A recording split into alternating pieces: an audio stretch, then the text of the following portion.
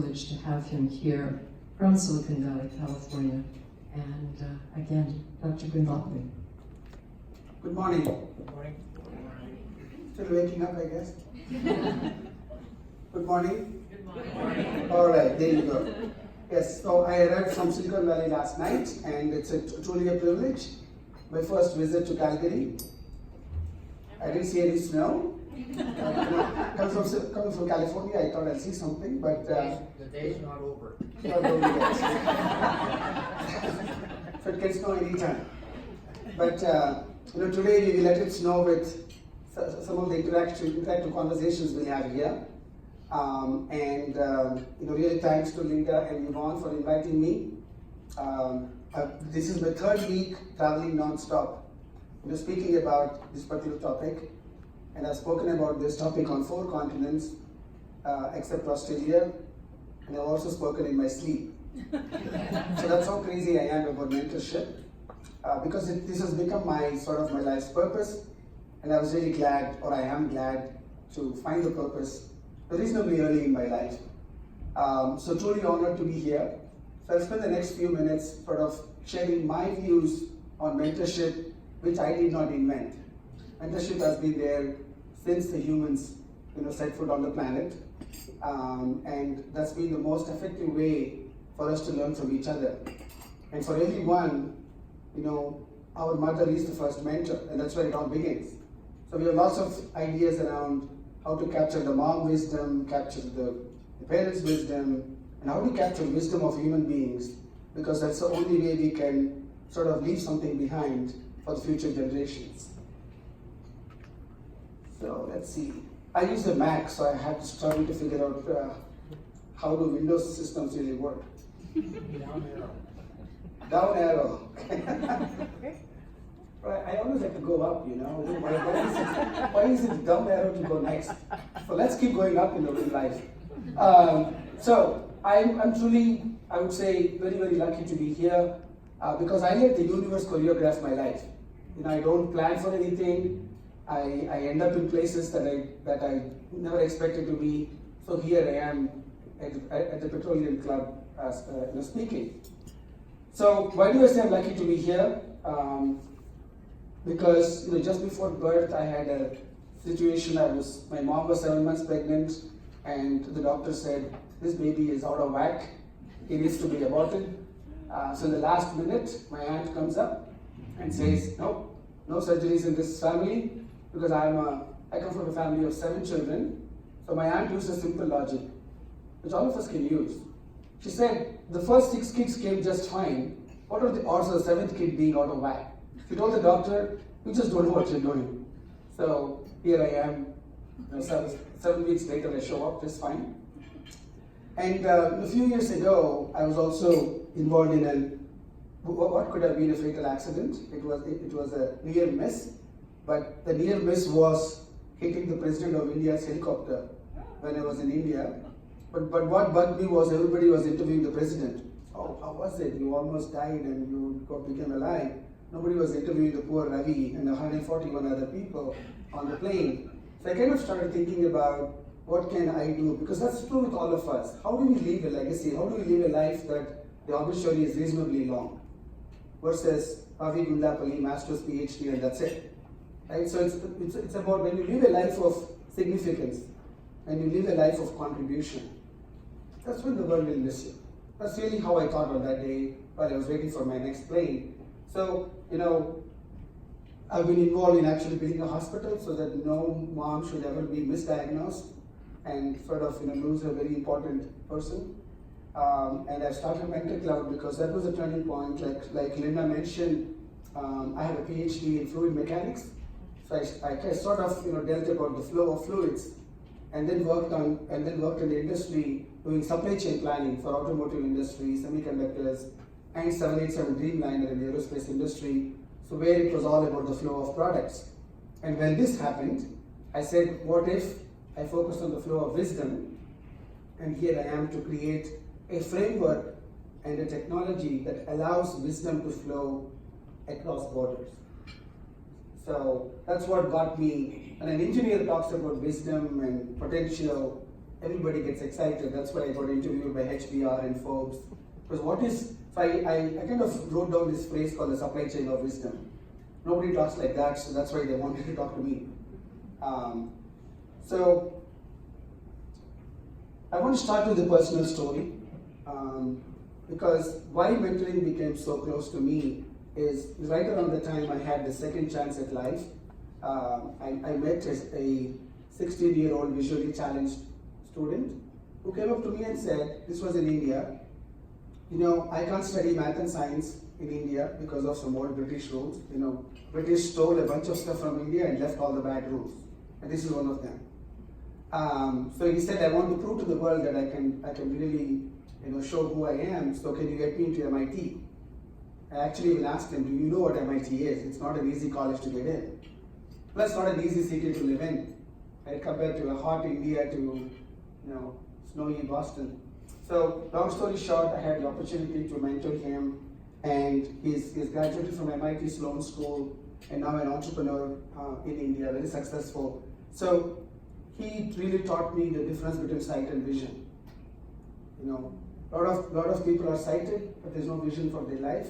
So if there is one thing to take away from today's sort of conversation is, ask yourself the question, what is it that you want to be known for? What is it that you want the world to miss you for? Right? So really, even if you spend a few minutes every week thinking about it, our mind has a capacity to open up the doors. Like, I didn't want to be on that plane. I didn't even plan for it. Who knows, right? But world has a way, the universe has a way to choreograph things to make things happen. So, mentoring as a result became my passion and my profession as a result of that. And so I wrote down that day in the airport, like, I would be on the cover page. All of us were on the cover page with the plane almost hitting the helicopter and so on, but no mention of Ravi Gundlapalli. So I said, if I find a way to create a network and a platform and a framework to catalyze 100 million conversations, then I'm sure I will be somebody write about me, and my mom will be happy when that happens. So I've defined mentorship in my book. Unfortunately, the box carrying all my Art of Mentoring books did not show up. So I got a few copies that were with me. So those of you interested, we can send you an ebook for sure. But I define mentorship as simple words. It's about sharing what you know with the people you care about. It's not sharing on social media, it's not sharing in the middle of Calgary, but really looking at who are those people that I really care about, that I want to see succeed as a result of your body of knowledge. So sharing what you know with the people you care about, and on the other side, learning what you need to from the people you trust. Because learning is so important. It's not that we know everything. Right? I have no clue how to live in Calgary, whereas Linda could be a mentor if I ever want to go to Banff and really sort of come here. So we all have things that we know, we all have things that we don't know. So your career, that's how my life has been, can be sort of really colorful if there is a mix of sharing and learning. Because I see sharing is sort of contribution and learning is consumption. Sharing makes you significant, and learning sort of gives you success. So I always like to use these words: success and significance, consumption and contribution. So every activity at the end of the week, you kind of look at, okay, what have I done to bring me success? It could be a new book that you have read. It could be a new video that you watched. And what have I done to make myself significant? And if the right column is blank, that's the time to reflect on. Go help somebody, go to your high school and just talk about your career or your college or your neighbor. There's so many opportunities. And one of the biggest mistakes we make is we think whatever we know, everybody knows. That's a mistake. So sometimes the common sense that we have could be gold to somebody else. And we kind of fail to recognize that sometimes. And if you look at the world of 7 billion people, I can guarantee there are at least 1 billion people who don't have the wisdom that each of you have. So the asymmetry in the world is so vast that we all can make a very positive difference. So very quickly, we all have been in classrooms, and today let's not make it a learning 1.0, so please ask questions. please let's make it a conversation when we open the floor. What I call Learning 2.0 is when online courses came and started doing stuff online. But what I call Learning 3.0 is what I call peer-to-peer, which is how it was way back when. Our parents taught us, our teachers taught us, and that human connection is so powerful because it sets things in context. So the value of learning from a human being is it is contextual. So if I talk to someone, how do I do a master's? Because I want to do a master's, the knowledge that they're sharing is in the context of where I am. It also can be personalized because two human beings sitting across the table and learning, so it's very personalized. It can also be on demand, like I can get off my seat and go talk to a colleague and talk about, hey, can you help me with this situation? And most importantly, which is what excites me, is when you bring people together, it builds relationships. And relationships will remain long after anything else. And relationships is what makes a neighborhood sort of good to live in, a city to live in, as well as a company to work at.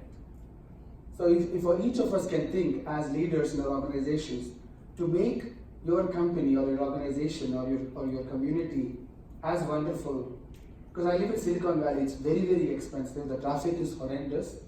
The median value of the home is now $1.6 million. It's crazy. But why do we live there? Of course, it's the weather, but nowadays, yesterday it was 100 degrees. So it's no longer the weather anymore in California. But we are there because of relationships that we have built. There are people who recognize who you are, how crazy you are, what kind of ideas you have, and there are people who you can impact as well. So if you can create this kind of an environment in your organizations, there's no reason for any of your employees to leave because they feel connected, they feel recognized, they feel at home. Right? Because many of us are spending significant amount of hours in the workplace. So when we create this kind of relationships, then the workplace can become a lot more fun. And some of my articles I talked about engaging the human behind the employee. So employees are not machines. We can't just expect them to keep working. Because they're all human beings, they have aspirations, they have dreams. So you can check out the article and as an after this talk, we're happy to send some of those links to you.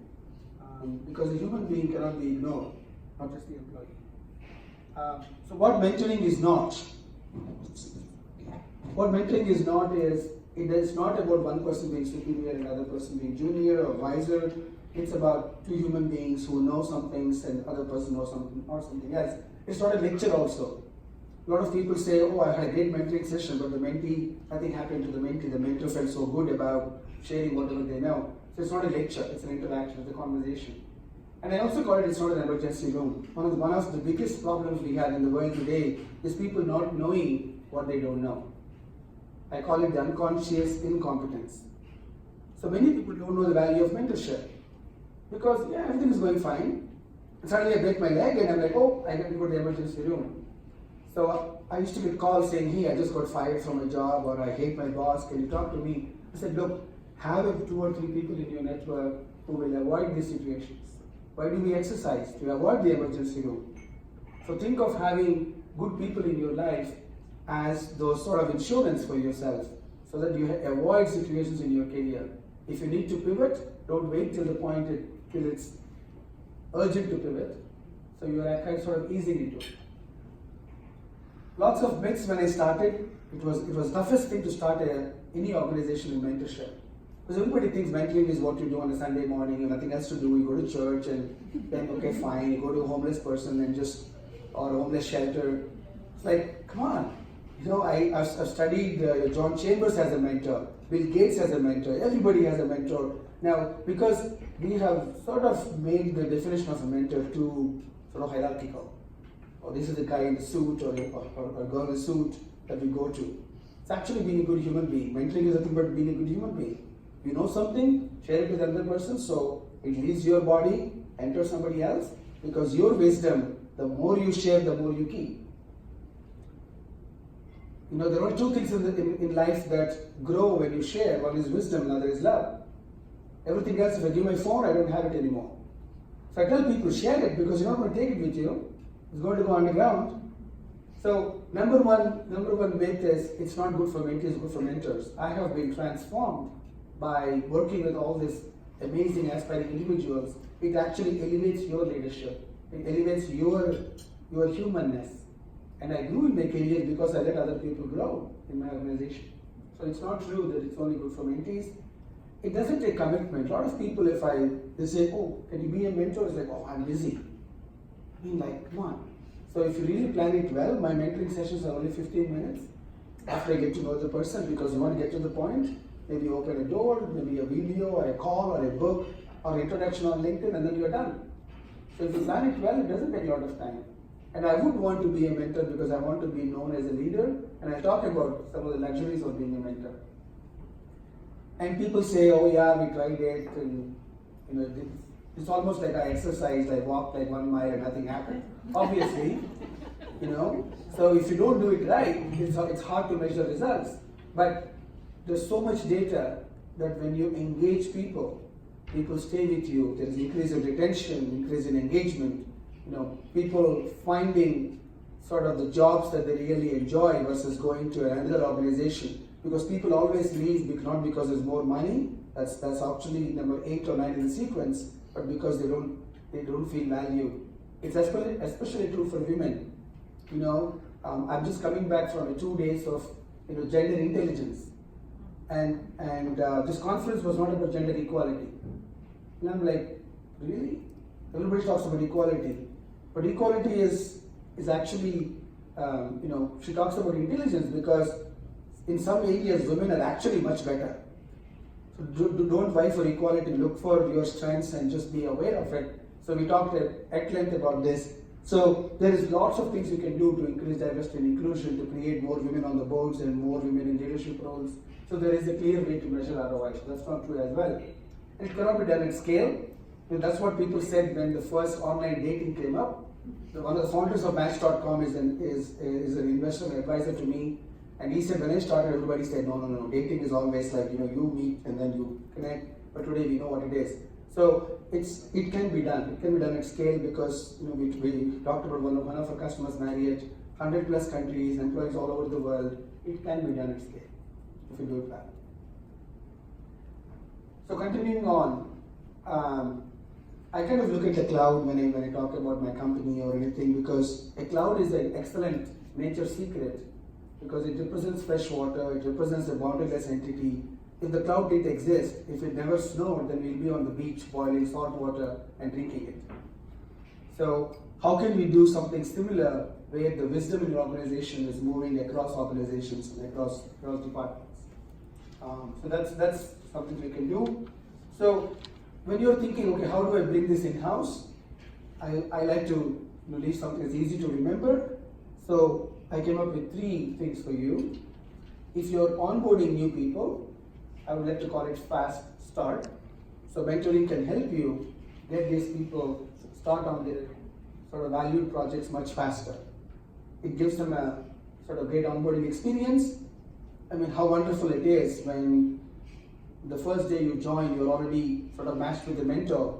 So the person sort of teaches you what the culture is, make sure you are fully engaged, understand what you're doing. So faster time to value, because every month that they are not producing value, you're losing money.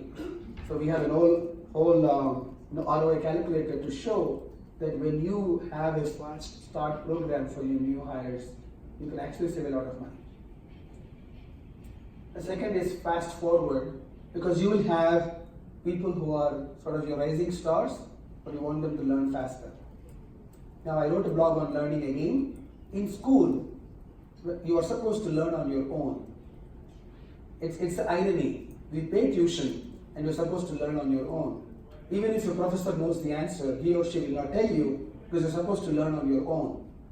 Like your mom gave you a sheet and you were doing it, struggling it. She knew the answer, but she never gave it to you.